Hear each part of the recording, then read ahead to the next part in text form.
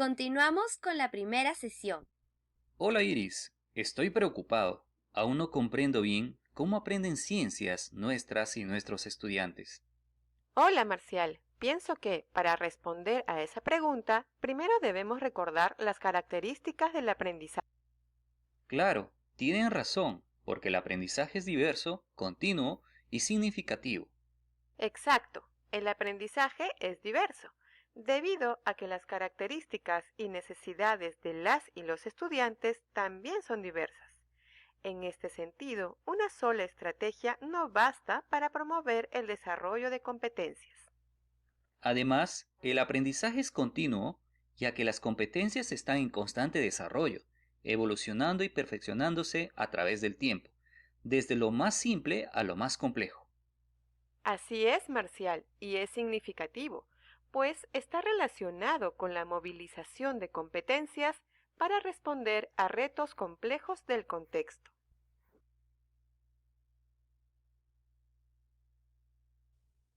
¿Cómo aprenden ciencias las y los estudiantes? Continuemos con el diálogo entre Iris y Marcial.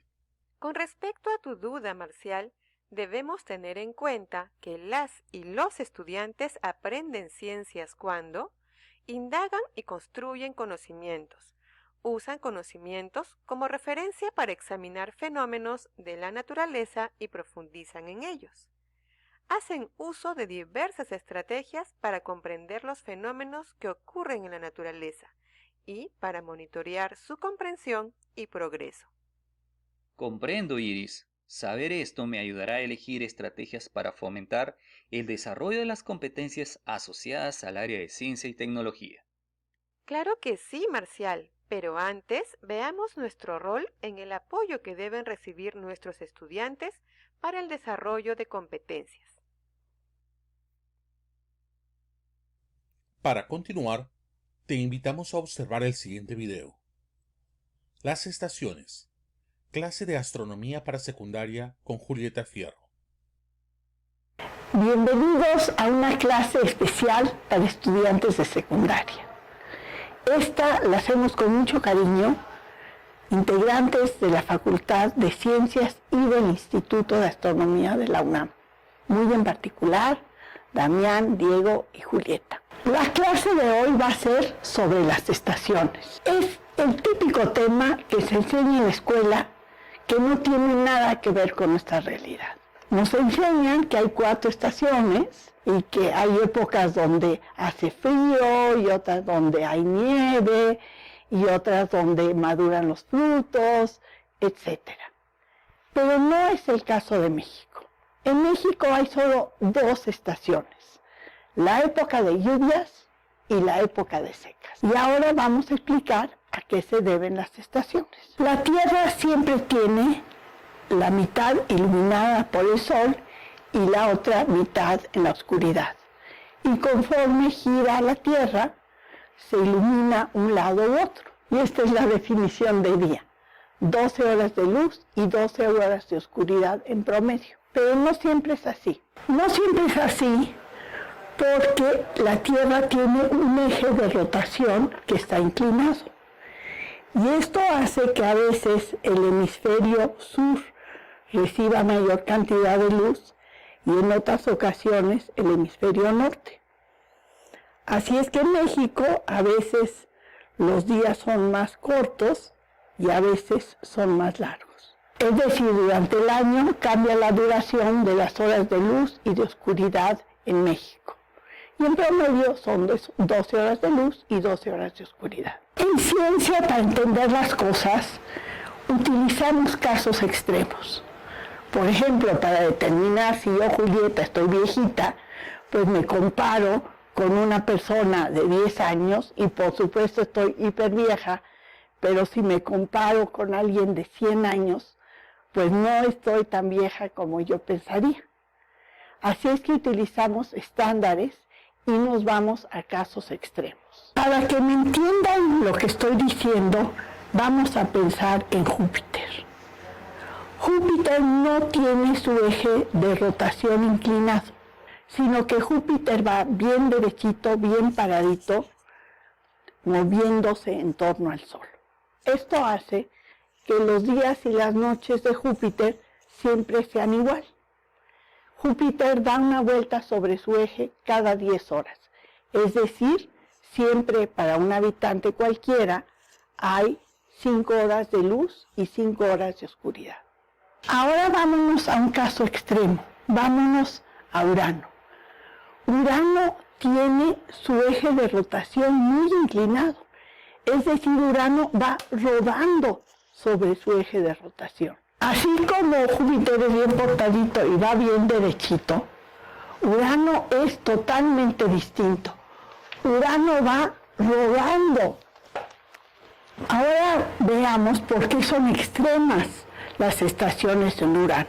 Hay una época del año donde su eje de rotación siempre apunta hacia el Sol. Así es que estos pequeños habitantes de Urano, si es que los hubiese, siempre estarían viendo al Sol.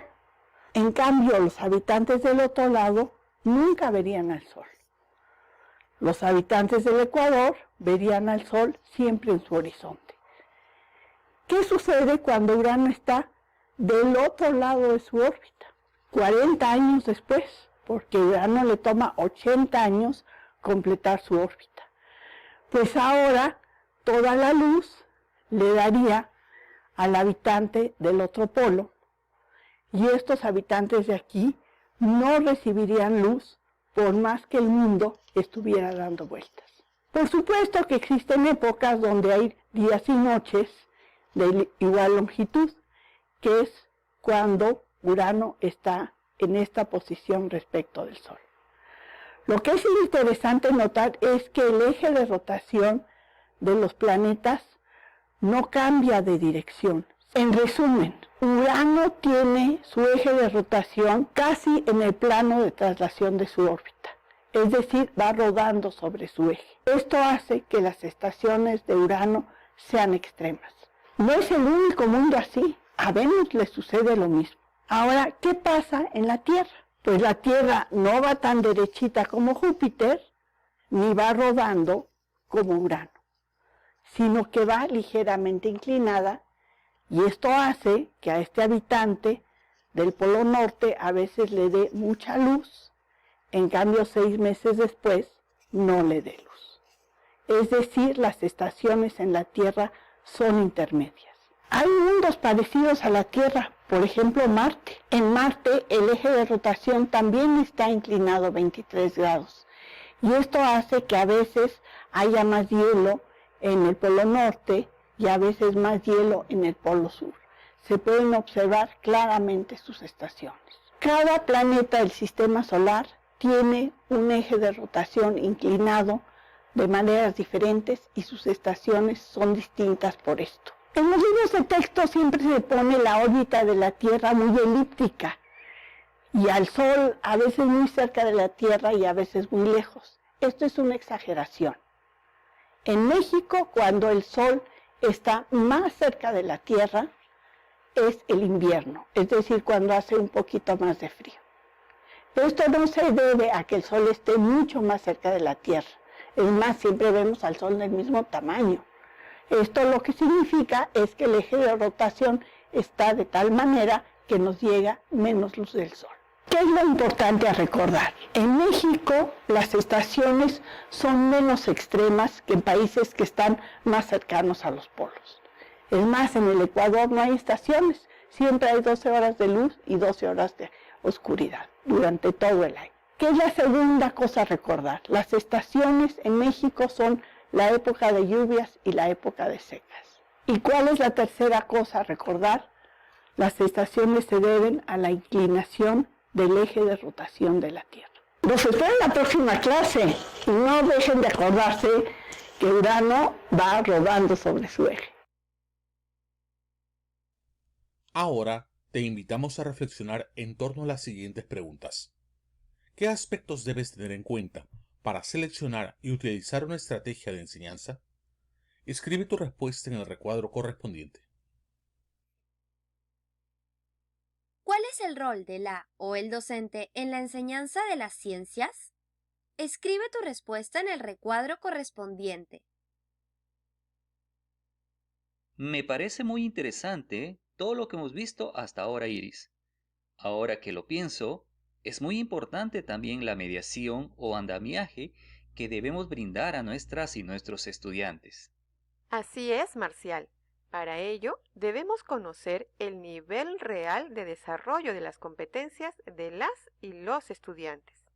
Correcto, Iris. La clave consiste en asegurarse de que nuestro andamiaje mantenga a las y los estudiantes en la zona de desarrollo próximo, la que aumentará con estrategias de enseñanza adaptadas a las características y necesidades de las y los estudiantes.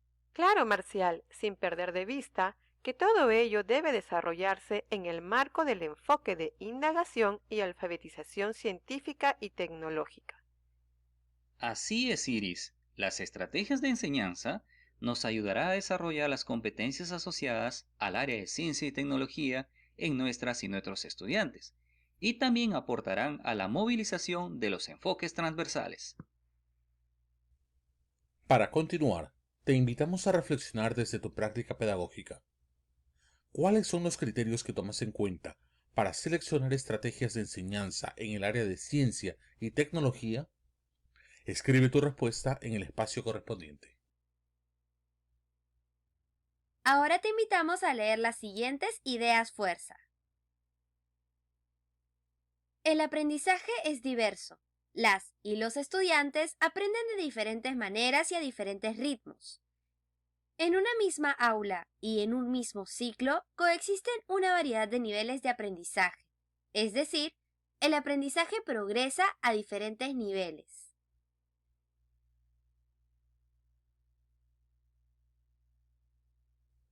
Las y los estudiantes avanzan en su aprendizaje desde donde efectivamente se encuentran en el desarrollo de las competencias y no desde donde se supone que deberían estar, según el grado o ciclo de escolaridad que cursan. El aprendizaje es continuo, es decir, el aprendizaje se concibe como un proceso dinámico en el que los conocimientos, habilidades y actitudes están en constante desarrollo, evolucionando desde lo más simple a lo más complejo. El aprendizaje es significativo. En ese sentido, el aprendizaje que se promueve no está relacionado con la asimilación de contextos aislados, sino con la aplicación y desarrollo de conocimientos, habilidades y actitudes que puedan estar interrelacionados y puestos en acción en distintos contextos para mayor complejidad. Comprueba. Te invitamos a resolver el cuestionario de autoevaluación.